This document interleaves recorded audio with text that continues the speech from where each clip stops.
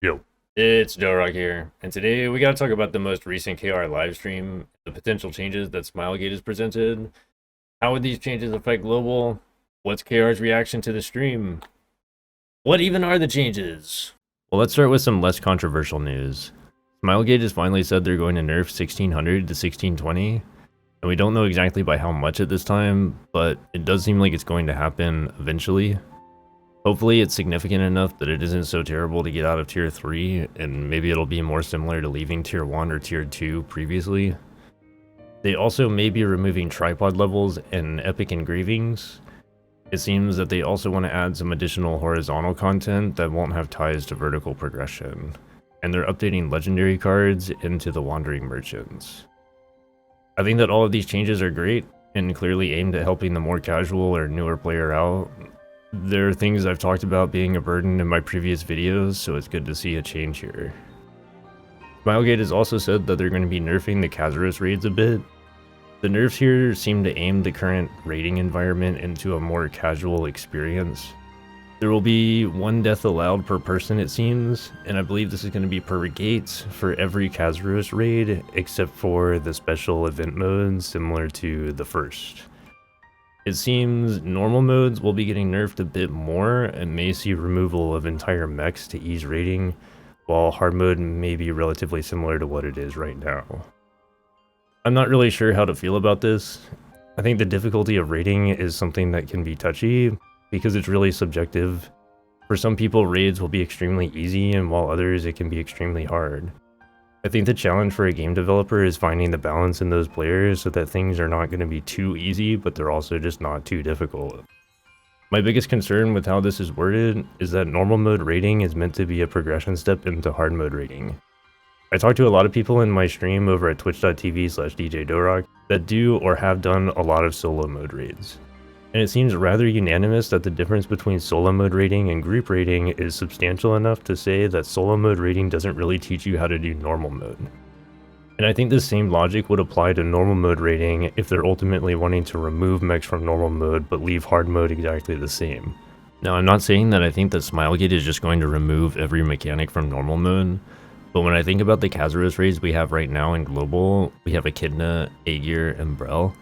Echidna has already been nerfed several times, and Aegir doesn't really have any complex mechanics in normal mode. Simplifying these raids would just be stupefying them. And they somewhat brought this up in what I understand to be saying is instead of oversimplifying mechanics, they would just remove them if necessary. So when I think about Brel, this might include some of the normal attack patterns, or maybe the just guards that Gate 1 has. Mechanically, this isn't a complex raid either. And as much as the 240 mechanic sucks in Gate 1, if they remove it but they leave it in for hard mode, it's a rather sharp change if it's also coupled with new normal patterns. Essentially, this would make it easier to learn normal mode, but not hard mode. It's like doing squats to get your bench press up. And the biggest problem with this is mostly that, at least in global, these raids already feel really easy for most people, which just makes it sort of boring to do it over and over again. And then to make it a virtually mindless task is just going to get it even more boring. And I don't think that raiding needs to be harder or get harder. I think the issue is gatekeeping. This change seems to be aimed at trying to ease gatekeeping for these raids, which I just don't really see that happening too much. I think that if it does lower the gatekeeping requirements from the community, it will be out of desperation to get players into the raid. When raiding is task oriented, like it is in Lost Ark, it does not matter if the raid takes 20 minutes or 15 minutes on average. If it takes 20 minutes on average, but players have the option of making it take 15 with better gear, they will always make it take 15 minutes.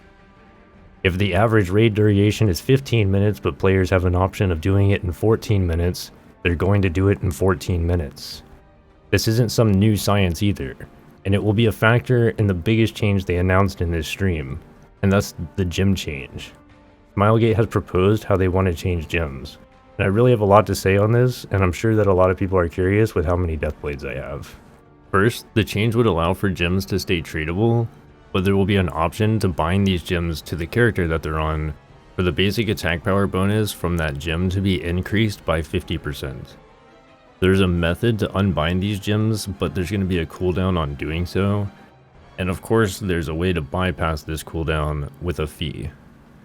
I don't have the exact details on the cost or the cooldown that they might implement with this, but along with this, the bound gems would be able to be freely swapped to whatever skill you wanted to or assigned in a preset. And there was also mention of possibly being able to use any gem for damage or cooldown. When I think about this change, I'm trying to understand how it addresses the real issue with gems. Smilegate has said that gems are expensive, and more people are playing more of the same class because it's more efficient for gem usage. So the problem is that gems are too expensive to efficiently have multiple sets of gems for different classes. So Smilegate's solution to this is to force everyone into having multiple sets of gems for different classes.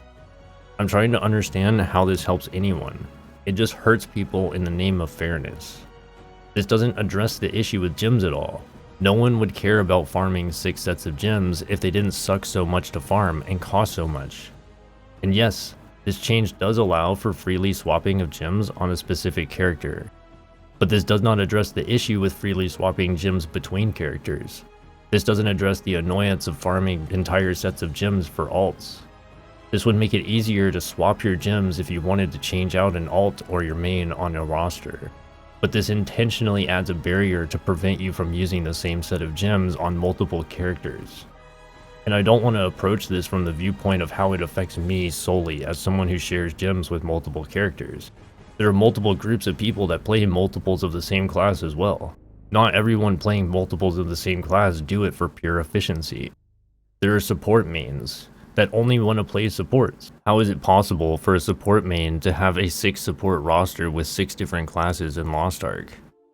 What about people that play 2 or 3 of the same class because they're done with their mains raids in an hour and don't really enjoy the other classes? Like me. I've played and tried more than 15 different classes in this game, but ultimately I like Deathblade the most, and it's not even close. There was a point to changing the gem system. That was to help players play the game how they wanted to play. But this is also punishing a group of players from playing the game how they want to play. If I just want to play Deathblades, why can't I just play Deathblades without having some annoying barrier in place?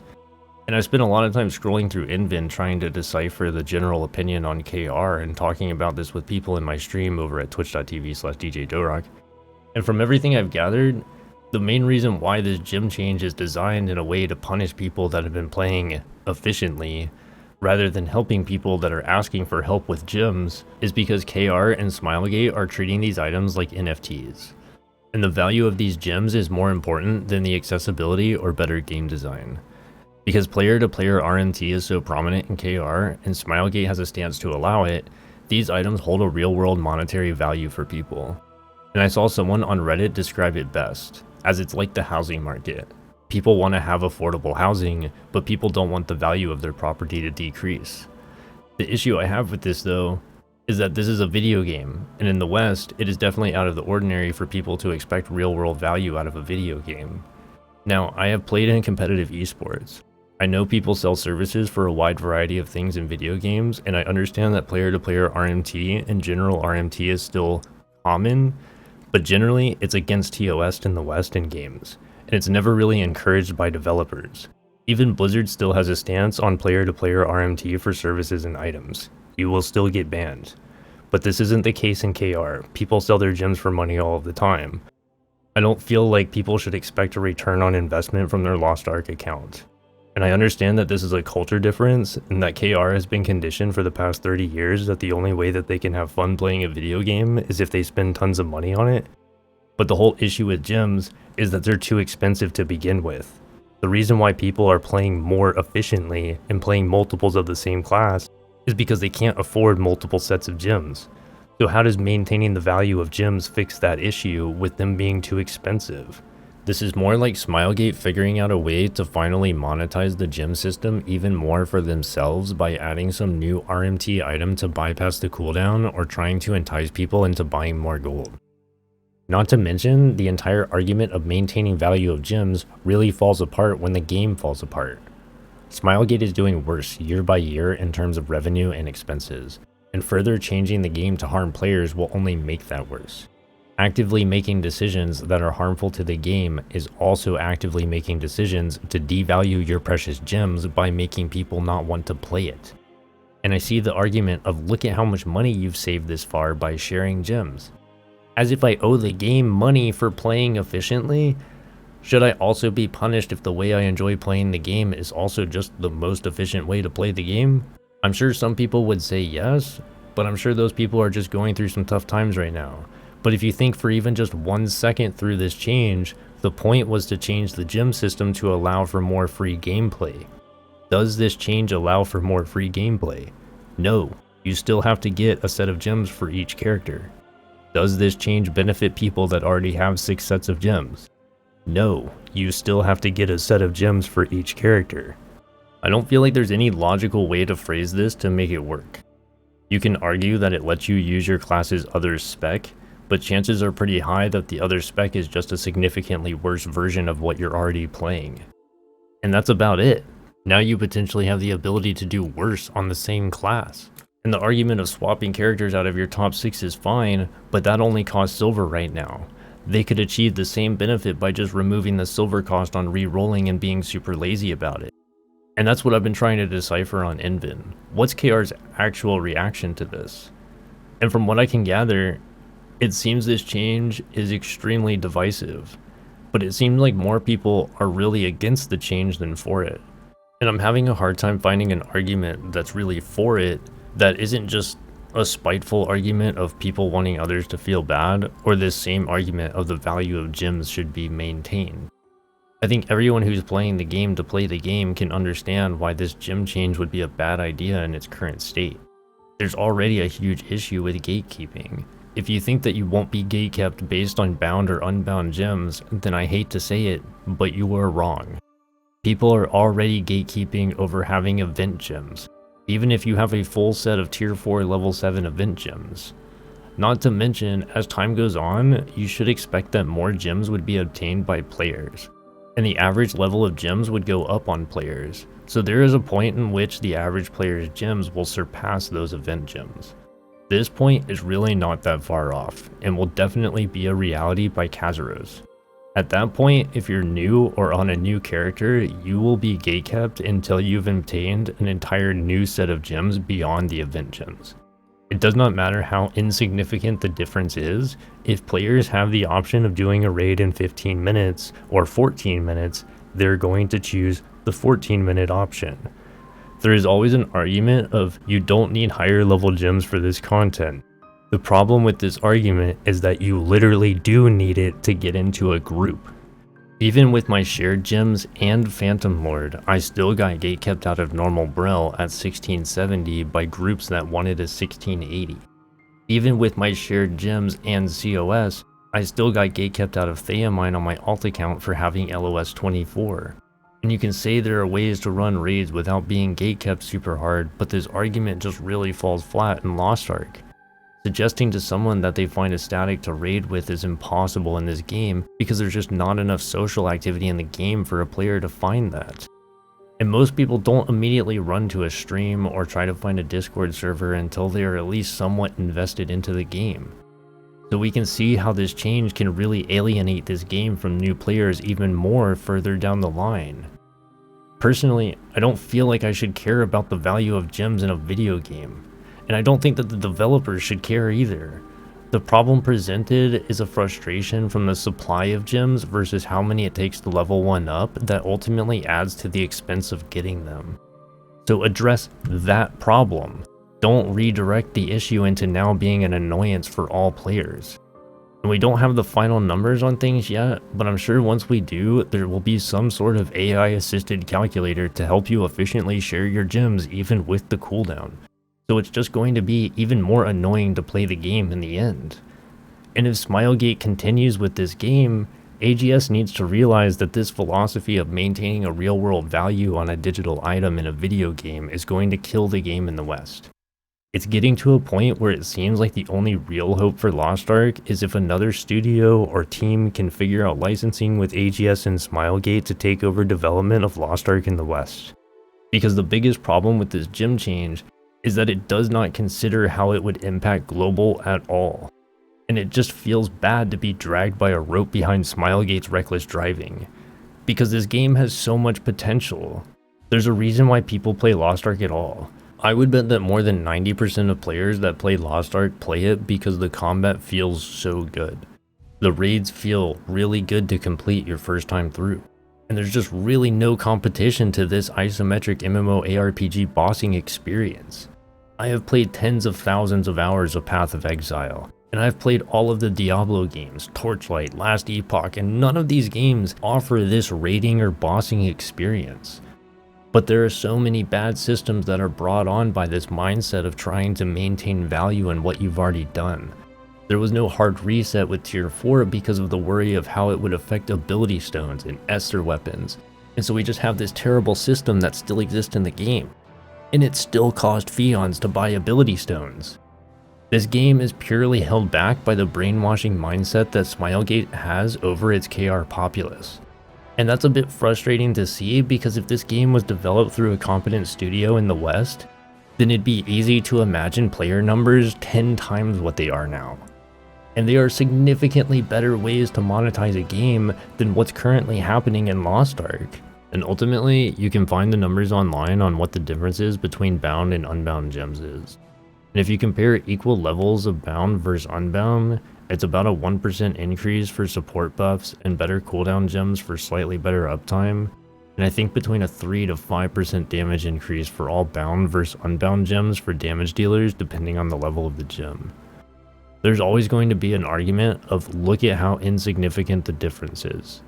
And it really just doesn't matter, because how does this help the game at all? The goal should be making improvements to the game for the better of the game. And how does this help the game at all? I know Smilegate has said that this is not final and there are suggestions to it to make it better.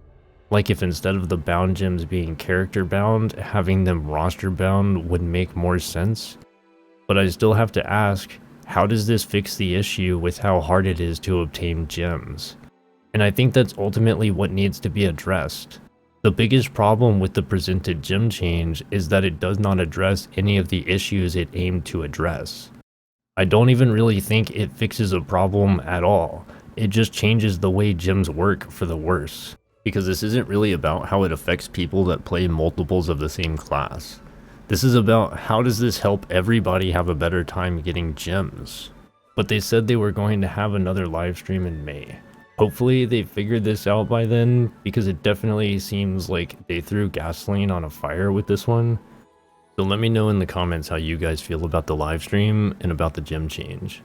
Do you guys play multiples of the same class? And if so, why do you play multiple? Do you think this change is positive or negative? I'm working on getting a better workflow to get these videos out a bit quicker for you guys.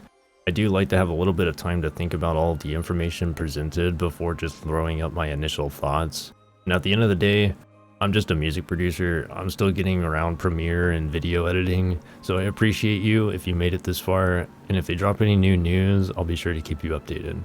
So until the next one, dudes. Peace.